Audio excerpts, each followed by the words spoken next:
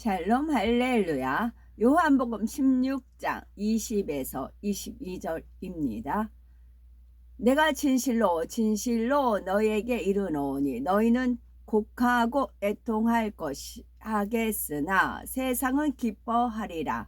너희는 근심하겠으나 너희 근심이 도리어 기쁨이 되리라. 여자가 해산하게 되면 그때가 이르렀으므로 근심하나 아기를 낳으면 세상의 사람 난 기쁨으로 말미암아 그 고통을 다시 기억하지 아니하느니라. 지금은 너희가 근심하나 내가 다시 너희를 보리니 너희 마음이 기쁠 것이요 너희 기쁨을 빼앗을 자가 없으리라. 아멘. 갈라디아서 4장 19절입니다.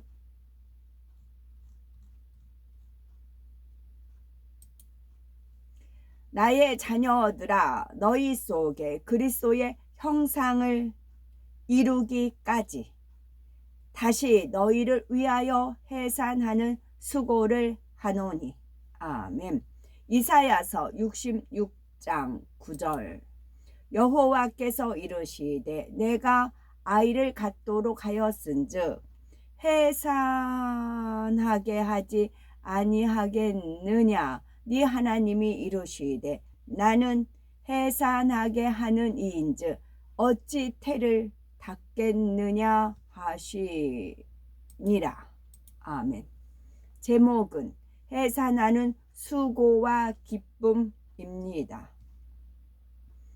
요한복음 16장을 보면 예수님은 모든 인류의 죄를 대속하기 위해 십자가에 못 박히시기 전날 밤에 제자들에게 자신이 떠날 것을 말씀합니다. 그러자 무슨 뜻인지 잘 이해하지 못한 제자들은 근심으로 가득하였지요.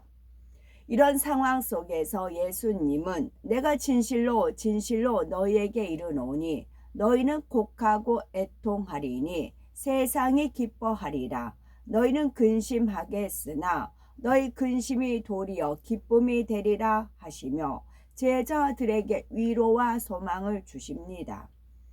결국 예수님께서 십자가 처형을 받으시자 제자들은 울며 애통했지만 세상은 기뻐하였지요. 즉 빛이신 예수님께서 죽으시니 어둠이 좋아한 것이지요. 하지만 예수님께서 부활하시자 제자들은 근심이 변하여 큰 기쁨이 되었습니다. 예수님께서는 제자들을 위로하신 후 여자가 해산하게 되면 그때가 이르렀으므로 근심하나 아이를 낳으면 세상의 사람 난 기쁨을 인하여 그 고통을 다시 기억지 아니하느니라 하시며 해산의 수고와 기쁨에 대해 구체적으로 알려주셨습니다. 여자가 잉태하면 10달이 지나야 해산하게 됩니다. 임산부는 그 10달 동안 몸가짐이나 음식에 주의해야 하고 입덧을 하는 등 평소보다 자유롭지 못하고 수고름을 겪게 됩니다. 마침내 해산할 때는 큰 고통을 겪으며 아이를 낳지만 아기가 태어나면 해산의 기쁨과 아이의 사랑스러운 모습에 흠뻑 빠져 모든 해산의 고통을 잊어버리게 되지요. 마찬가지로 예수님께서도 참혹한 십자가의 고난과 죽음을 겪으며 믿음의 후사를 얻기 위해 엄청난 해산의 고통을 맛보셔야 했습니다. 하나님의 아들이신 예수님께서는 하늘 영광을 다 버리시고 사람의 몸을 입고 이 땅에 오셨지요.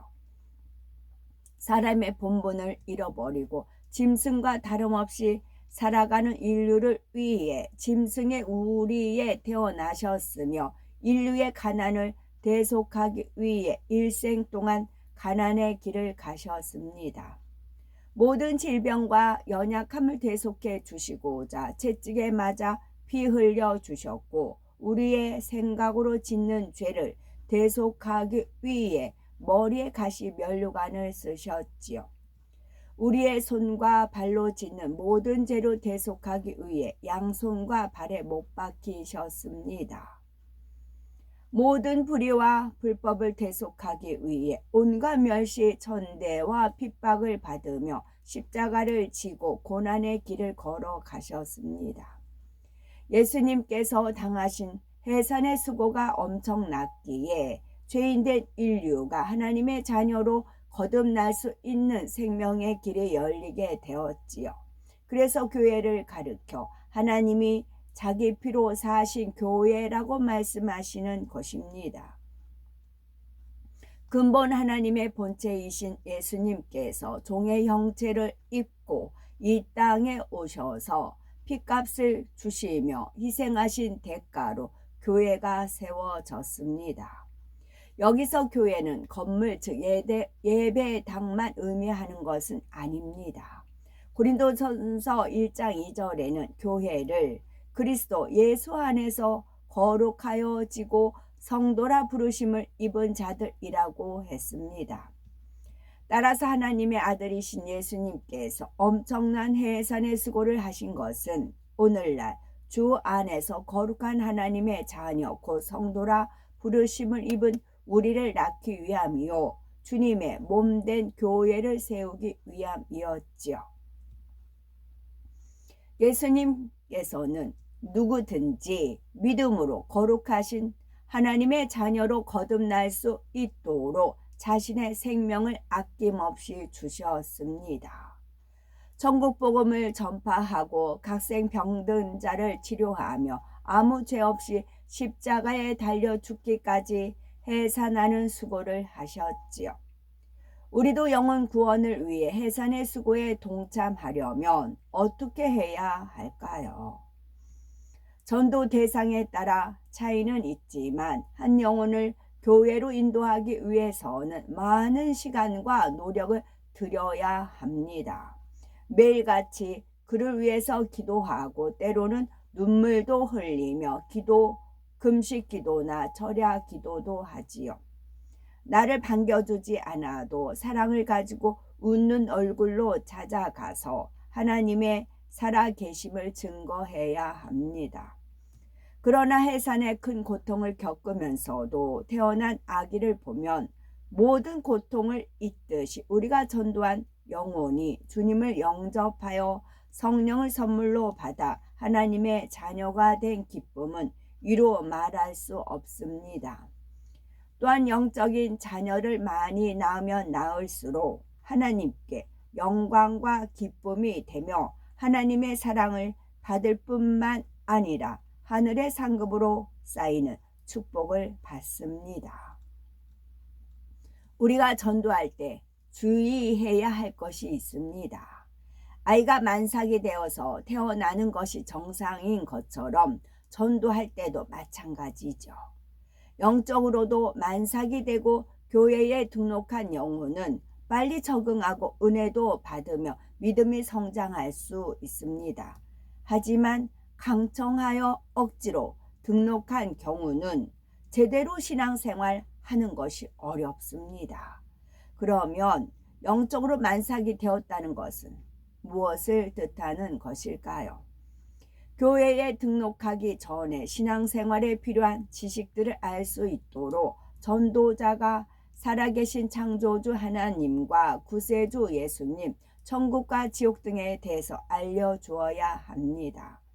이처럼 전도받은 사람이 신앙생활에 필요한 하나님의 말씀과 여러 간증을 듣고 나도 교회에 가고 싶다, 천국에 가고 싶다는 마음이 생겨나게 해야지요.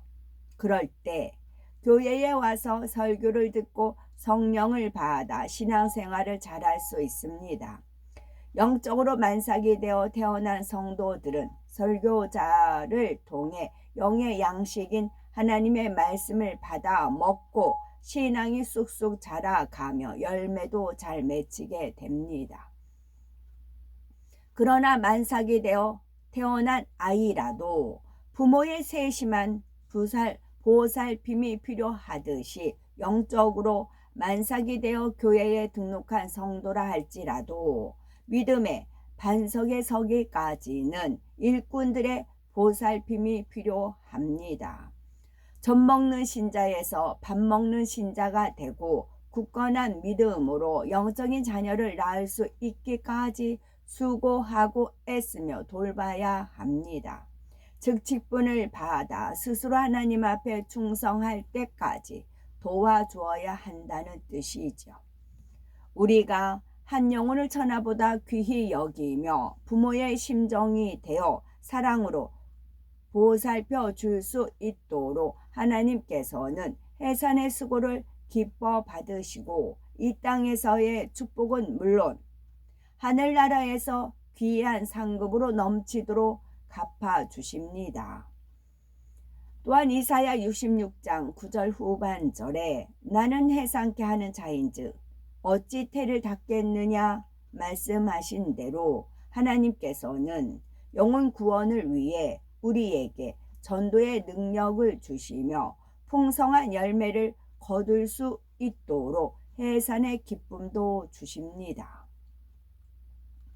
온 인류의 죄를 대속하기 위해 십자가에 못 박혀 돌아가신 예수님은 아무런 죄가 없으시기에 부활 승천하셨고 오순절에 약속하신 성령을 보내주셨습니다. 이후 성령을 받고 권능을 받은 주님의 제자들은 더 이상 근심과 두려움에 쌓인 나약한 모습이 아니었지요. 부활 승천하신 주님을 확신 가운데 담대히 전파했으며 죽음도 두려워하지 않았지요. 이에 많은 사람들이 회개하고 예수 그리스도의 이름으로 세례를 받았으며 죄 사함을 얻어 성령을 선물로 받았지요. 심지어 베드로의 설교를 듣고 하루에 3,000명이 죽게로 돌아오는 역사가 나타나 초대교회가 세워졌습니다.